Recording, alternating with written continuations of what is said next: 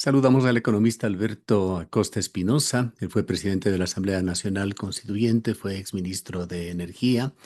Al tiempo de darle la bienvenida, quisiéramos tratar estos temas que preocupan al país. Dos proyectos de ley económica urgente que se encuentran en manos de la legislatura, mientras el país está distraído, abrumado por una serie de gravísimos problemas que van desde lo que sucede con la justicia, con la judicatura, pasando por lo que sucede también alrededor del alcalde de la ciudad de Guayaquil. Temas que quisiéramos tratarlo, pero difícilmente podremos hacerlo por el tiempo. Iniciemos con lo fundamental y hablemos de las intenciones, de las estrategias del gobierno con una respuesta a esta pregunta inicial. ¿Cuál es la excepción constitucional que permite al Ejecutivo enviar dos proyectos de ley urgentes en materia económica de manera simultánea? Bueno, empiezo deseándoles un muy buen día y anotando que todo esto es parte de una estrategia que viene desplegando el presidente Daniel Noboa. Y lo lógico, lo normal había sido que los proyectos de ley de urgencia económica puedan ser tratados uno a la vez, no dos simultáneamente. Pero hay una excepción que establece la misma Constitución, que cuando se vive un estado de excepción, valga la redundancia, se pueden tratar simultáneamente dos proyectos de ley de urgencia económica. Esto me lleva entonces a una primera reflexión. El gobierno del presidente Daniel Noboa combina varios elementos en una clara estrategia que está orientada a concentrar el poder por un lado y por otro lado a tener un manejo económico cada vez más apegado a las imposiciones del Fondo Monetario Internacional.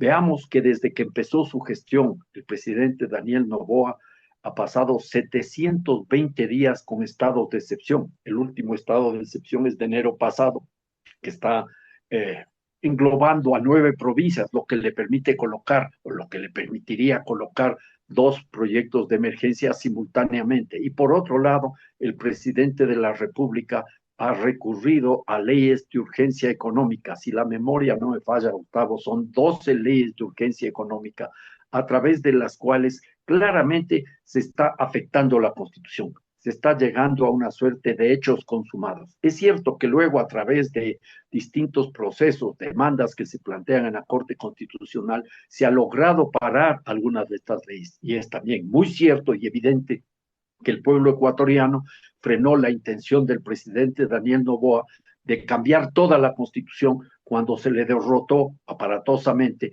el 16 de noviembre pasado. Pero de hecho, lo que está en juego aquí, en medio de todos esos escándalos, en medio de todas esas violaciones a la ley y a la constitución, como puede ser la situación del Consejo de la Judicatura, como puede ser la detención arbitraria del alcalde de Guayaquil, el presidente Daniel Noboa sigue desplegando su estrategia económica que tiene claridad en el horizonte, que es una mayor neoliberalización de toda la economía, con impactos en la sociedad y en la vida política. ¿Cómo valorar desde un punto de vista de democracia, que es el sistema que supuestamente aplicamos en el país, estos mecanismos, este estilo de gobierno?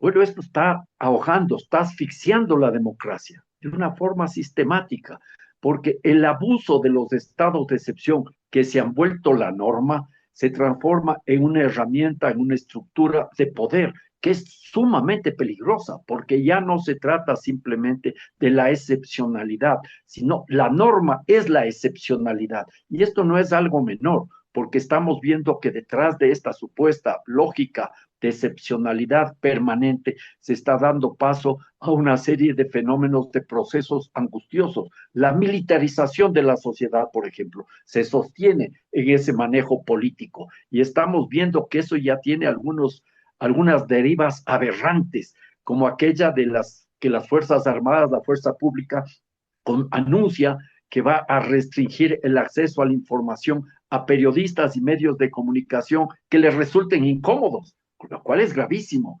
Las Fuerzas Armadas, en medio de este esquema, de lo que conocemos como conflicto interno armado, está siendo instrumentada como herramienta de represión y eso está provocando brutales violaciones a los derechos humanos.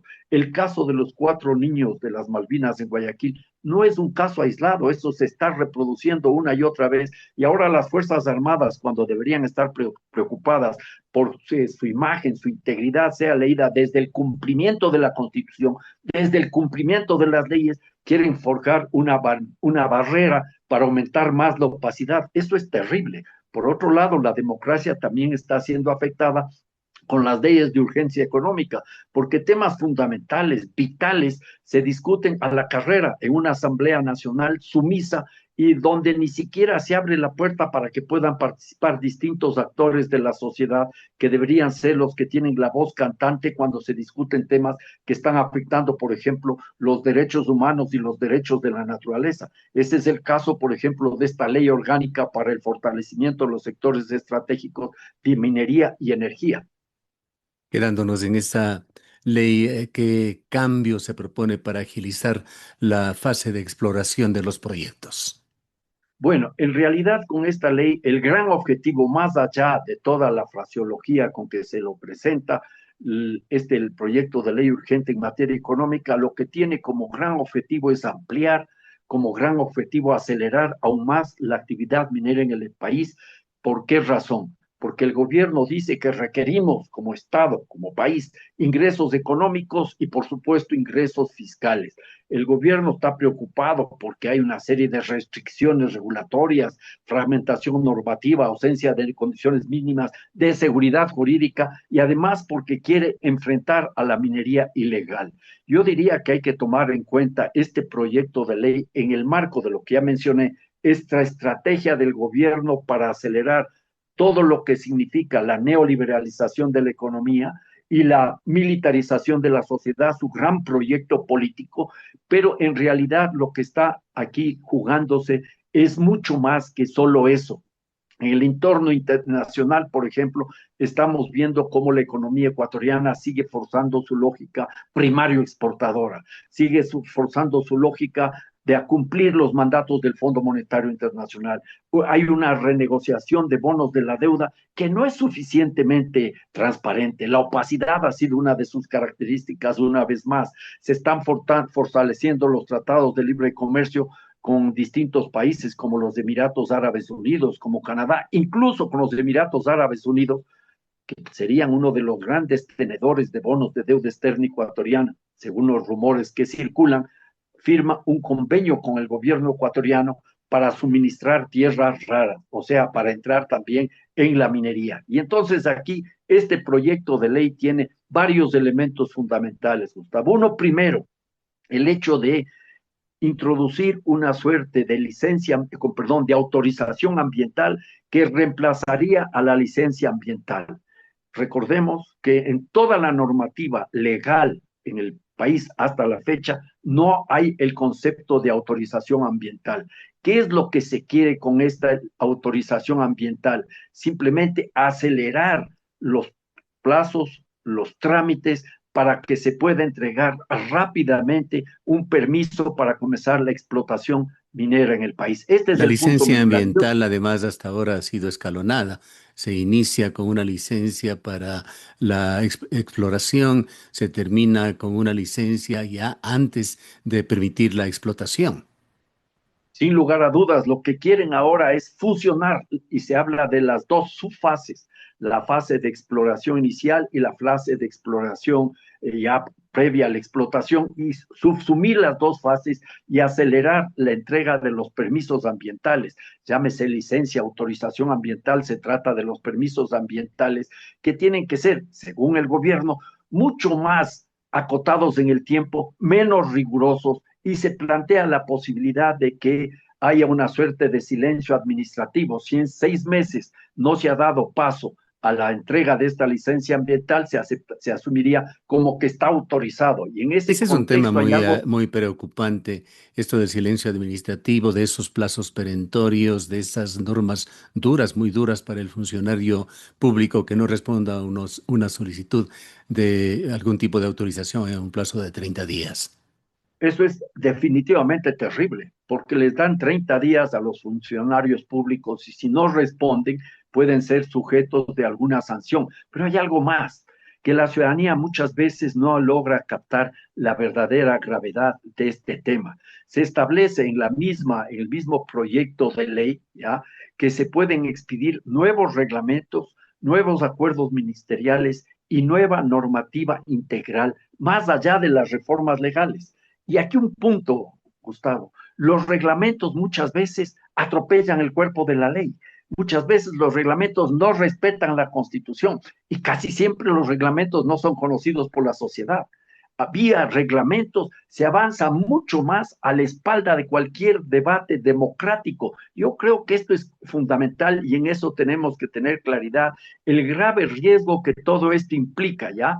Y en este contexto, entonces, para ponerlo en modo, si tú quieres, mucho más simple de entender, lo que se estaría prefigurando el gobierno es una suerte de licencias ambientales o autorizaciones ambientales express, un fast track, casi como el funcionamiento de un cajero automático, donde las empresas mineras llegan, presentan sus datos y automáticamente retiran la licencia ambiental. Yo creo que esto es un asunto que tenemos que tomar en cuenta. Y esto está en el marco de otras decisiones, porque no son hechos aislados, no es solo este proyecto. Recordemos que el gobierno del presidente Daniel Noboa debilitó la frágil institucionalidad ambiental cuando fusionó el Ministerio del Ambiente con el Ministerio de Energía y Minas, que ahora se llame del Ambiente y Energía, que sea primero ambiente no significa absolutamente nada. Cuando hemos escuchado a la ministra del Ambiente decir que una de las grandes opciones para el país es extraer la última gota de petróleo en la Amazonía, pase lo que pase. Entonces, en ese escenario, habría que incorporar otra cuestión adicional en este proyecto de ley, la Una, creación. una figura que se la puede, digamos, definir como que en esa cadena de gravísimas decisiones que se tiene que tomar desde el Estado, desde la Autoridad del Agua, desde el Ministerio del Ambiente y otras entidades que han venido actuando de cualquier manera con una variable rigurosidad, pero rigurosidad, en fin, se estarían relajando las cosas y se habla de un comité que emprendería con estos permisos. ¿Cómo se perfila en cuanto a estos temas de que se siga respetando las leyes ambientales que han venido protegiendo de alguna manera a la naturaleza en el país? Empezaría rescatando algo que acabas de señalar, Gustavo, es el hecho de las limitaciones que han tenido las normativas ambientales vigentes. No podemos decir que son un ejemplo de virtud, de eficiencia, de eficacia las licencias ambientales. Los estudios de impacto ambiental muchas veces han sido más que mediocres. Y entonces, en ese contexto, yo creo que es muy importante tener en cuenta lo que va a representar una mayor debilitamiento de lo que significa esta normativa ambiental y entregar a ese comité ad hoc la decisión de si se otorgan o no estas famosas autorizaciones ambientales, cuando antes había una normativa legal a la que había que apegarse. Ahora este comité ad hoc, creado por funcionarios del gobierno, normalmente sumisos o con estrecha vinculación con la minería privada, van a permitir entonces que esto sea mucho más fácil. Hay elementos realmente preocupantes. Por eso era importantísimo, Gustavo, empezar señalando cuál es el objetivo del gobierno nacional: acelerar la minería, abrir la puerta para mayor cantidad de proyectos mineros y permitir que estos entren en funcionamiento rápidamente, sin, entre comillas, todo lo que significa el peso, el lastre de las normativas ambientales y sociales. Ese es el punto medular. Aquí no se preocupa, por ejemplo, de mejorar la participación ciudadana, de hacer efectiva algo que no ha funcionado, las consultas previas, libres e informadas para los pueblos originarios, hacer efectiva la consulta ambiental para el resto de la sociedad. Nada de eso. Eso no es parte de este proyecto de ley. Este proyecto de ley es aperturista, beneficia a los grandes capitales mineros y nos condena a seguir siendo un país primario exportador. Y todo en ¿Qué un decir, contexto. ¿Qué decir, economista Costa, sobre estos clústeres, esos paraísos mineros, así se los pinta con una convivencia social, estas zonas o áreas mineras con protección de seguridad estratégica desde el Estado? Justamente allá quería llegar, porque todo esto está en clave con esto que había dicho inicialmente, la militarización de la sociedad. Estos clústeres mineros integrales, es decir, territorios de zonas francas mineras para tener un concepto que nos permite comprender de mejor manera lo que significa, van a establecer una suerte de mini estados donde va a imperar la voluntad de las empresas mineras que muchas veces están coaligadas de forma corrupta con las autoridades estatales. Esto no solo que afecta a la Constitución, el Código Orgánico de Coordinación de Organización Territorial, sino que establece una serie de limitaciones para los mismos gobiernos autónomos descentralizados. Por un lado, se les va a limitar en sus competencias y por otro lado, se les va a obligar a asumir tareas para que puedan funcionar estas zonas francas mineras, estos clústeres mineros integrales, donde la presencia militar va a ser una constante. Y claro, en una situación, imaginémonos un momento que este proyecto de ley prospere. Es probable que suceda eso en la Asamblea Nacional, pero entendería que la Corte Constitucional le va a parar. Pero imaginémonos qué va a suceder en un escenario con una creciente presencia de operaciones extractivas derivadas de esta flexibilización de las leyes y de los ya mencionados reglamentos. Esto va a generar mucho más conflictividad. La conflictividad social va a estar presente y para nada se va a combatir a la minería ilegal, que es uno de los objetivos que se presenta en el papel en este proyecto de ley. En cuanto, volviendo a estos plazos perentorios, a esos 30 días para legislar, para comenzar por el proyecto con características económico urgente, y luego lo que eventualmente se aprobaría, ya sea por el Ministerio de la Ley o eventualmente por votos de la Asamblea, ¿qué principio constitucional se considera vulnerado al aplicar el silencio administrativo positivo en materia ambiental? Bueno, el principio básico que es el de participación ciudadana. Si la memoria no me falla, eso está en el artículo 60. Se afecta también todo lo que significa garantizar los principios de prevención y de precaución, porque en 30 días o en 6 meses, dependiendo el tema, no se va a poder comprobar que no hay una afectación, porque las empresas tienen que garantizar que no van a provocar esas tremendas afectaciones. Y aquí en este proyecto de ley simplemente es una declaración que no va a haber afectaciones conjuramentadas. ¿Quién les va a creer a empresas que van a estar un tiempo en el país y después cuando se vayan, quién asume con los pasivos ambientales? Yo creo que hay varias afectaciones a la Constitución aquí, Gustavo, además de que se afecta los derechos de participación ciudadana, no se ha cumplido el artículo 57, numeral 7, la consulta previa, libre e informada para pueblos y nacionalidades, no se ha cumplido el artículo 398 para la Asamblea, la consulta ambiental para el resto de la sociedad, ni siquiera el 57-17 que habla de la consulta prelegislativa se ha cumplido en este país. Entonces, en este escenario, con esta ley, se ahondan los temas que van a afectar la justicia, la constitución y el funcionamiento democrático. ¿Qué Estos queda son un proyectos. principio constitucional muy importante relacionado con estos hechos? El principio de precaución, ese principio que rige ante la incertidumbre científica y la necesidad de evitar daños irreversibles a la naturaleza, que son además un tema no solo nacional, sino universal. Así es, efectivamente, ese es un principio clave y fundamental que va a ser severamente golpeado, severamente afectado, Gustavo. Yo creo que eso tenemos que tener claridad.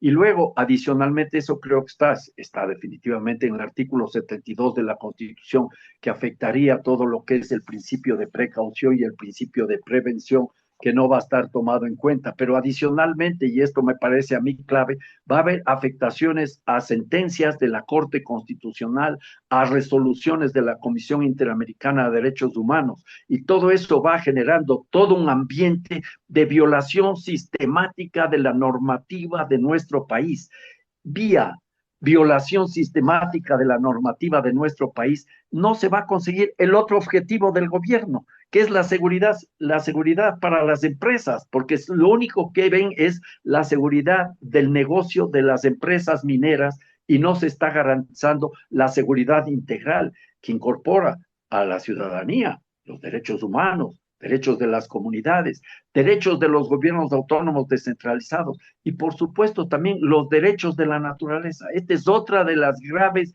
afectaciones de este tipo de proyectos de ley, que lo único que buscan es la seguridad del negocio de los inversionistas privados. Pero a la larga, si no hay una seguridad integral, esa seguridad misma va a estar en riesgo. No quisiera dejar de tratar, por lo menos superficialmente, el otro proyecto que tiene que ver con los GATS, esas reglas fiscales que se pretenden imponer respecto a su presupuesto. Los dos proyectos habría que verlos de una manera conjunta, porque los dos proyectos parten de un problema fiscal. El déficit fiscal es el que marca este tipo de cuestiones, la crisis fiscal. El gobierno dice que hay que atraer minería para obtener ingresos para el Estado. El gobierno dice que hay que obligarles a los GATS a ser eficientes en su inversión. Esto tiene que ver con un tema fiscal. Esto tiene también que ver con una evidente déficit energético, porque detrás de todo esto, no nos olvidemos, se abre aún más la puerta para inversiones privadas en el sector eléctrico y tiene todo que ver con una baja ejecución. Pero aquí es muy interesante. A primera vista uno diría que está muy bien, que el grueso de los recursos que recibe un gobierno autónomo descentralizado se destine a la inversión pública, a la inversión en suministro de agua, en atención de las necesidades ambientales, todas las competencias que tienen los gobiernos autónomos descentralizados. Pero la pregunta que me hago yo es, ¿eso está cumpliendo también el gobierno central? El gobierno central ha llegado a ejecutar el 70% de su gasto público en inversión. No, la inversión pública no ha llegado al 70%, mucho menos. El año pasado fue menos del 2% del Producto Interno Bruto. Y ahora exigirle al gobierno autónomo descentralizado a que sea eficiente cuando el gobierno central no es eficiente, hay una enorme distorsión. Un segundo punto que yo también tomaría en cuenta es el hecho de que este tipo de decisiones que a primera vista pueden ser entendibles, podrían terminar por afectar, porque ahí aparece la discrecionalidad del ente que va a controlar la ejecución presupuestaria, que sería el Ministerio de Energía y Minas, y ya no necesariamente la Contraloría, que es la responsable de esta tarea, que comiencen a limitarse lo que son inversiones en cultura, inversiones en educación. Ya, es cierto que puede haber habido algún abuso en algún gobierno autónomo descentralizado, un desperdicio brutal en fiestas, pero incluso la fiesta es parte de la cultura, sin llegar a extremos, pero esto no puede generar a la postre una gravísima afectación a la tema de la descentralización que está establecida en la Constitución. Yo creo que ese también es un punto medular y fundamental. Se quiere afectar cada vez más el proceso de descentralización y autonomía, todo en clave con la concentración de poder que dije al inicio de mi intervención, Gustavo, es el gran objetivo de este gobierno que está sirviendo a los intereses de un proyecto oligárquico de largo plazo. Esta es la realidad. En ese escenario, desde esa perspectiva, teniendo como mecanismo de lectura este objetivo, podemos entender muchas de las cosas que están sucediendo en el Ecuador. Para finalizar, economista Costa, ¿considera usted, estos son simplemente percepciones, visiones, pues estamos hablando además de un hecho a futuro? ¿Cree usted que se llegará a votar estas dos leyes en la Asamblea o se llegará al término de los 30 días sin resolverlas? Bueno, esa sí es una pregunta más difícil. Tal como van las cosas, es muy probable que den largas al asunto y no tengan que debatir públicamente la ley y entre por el ministerio de la ley, por el misterio de la ley, diría yo, porque esto es lamentable. Y esa sería incluso una mayor afectación a la democracia. Estamos viviendo momentos muy complejos, Gustavo. Yo veo con enorme preocupación lo que está sucediendo este rato en el país. Yo veo con enorme preocupación la incapacidad que tienen los gobernantes para dar respuestas concretas a los problemas. Y las acciones del gobierno son angustiosas. Fracasa en la lucha contra el crimen organizado y busca un enemigo externo, que es Colombia. Fracasa en todo lo que significa la resolución de los problemas eléctricos. En lugar de haber ejecutado adecuadamente los proyectos que estaban ahí presupuestados y que había recursos, hay un manejo corrupto que no es sancionado. Igualmente, en la medida que el gobierno requiere recursos para el fisco, abre la puerta para una negociación de deuda externa tremendamente opaca. Igualmente podemos decir que cuando el alcalde de Guayaquil eleva su voz crítica al gobierno, buscan un mecanismo para detenerlo. Estamos en un momento muy crítico, por eso yo creo que es el momento de la acción. O actuamos ya o nos vamos a hundir mucho más. Yo estoy muy preocupado por el estado de nuestra democracia que paulatinamente se viene deteriorando. ¿A qué Esperemos. acción se refiere con lo que ha llegado el momento de la acción? Bueno, yo creo que es el momento de recuperar esa fortaleza que tuvimos en la minga democrática del 16 de noviembre pasado, que es necesario recuperar ese espíritu de movilización cívica, ciudadana y campesina de la marcha del quinto día en Cuenca, del quinto río en Cuenca. Y si se va a avanzar a una revocatoria del mandato, que es una herramienta democrática, ¿no es cierto? Yo creo que habría que hacerlo con mucha responsabilidad. Se tiene que tener claridad en lo jurídico y una estrategia de mediano y largo plazo, porque no es cuestión simplemente de salir a un medio de comunicación y decir, yo apoyo la consulta popular, quiero decir la revocatoria del mandato, vamos a una revocatoria del mandato. No, hay que trabajar con responsabilidad y seriedad, sobre todo frente a un gobierno que desde mi perspectiva tiene objetivos claros, que a veces no aparecen suficientemente identificables, pero que están ahí. Es un gobierno que sabe a dónde camina y es un gobernante que está cumpliendo las funciones de quienes impulsan este proyecto. Yo no diría que él es el autor ni el gestor de este proyecto, es simplemente un medio de estos grupos económicos oligárquicos que están impulsando estos cambios en el Ecuador. Bien, muchísimas gracias por haber estado con nosotros. Gracias también. Declaraciones del economista Alberto Acosta, expresidente de la Asamblea Nacional Constituyente.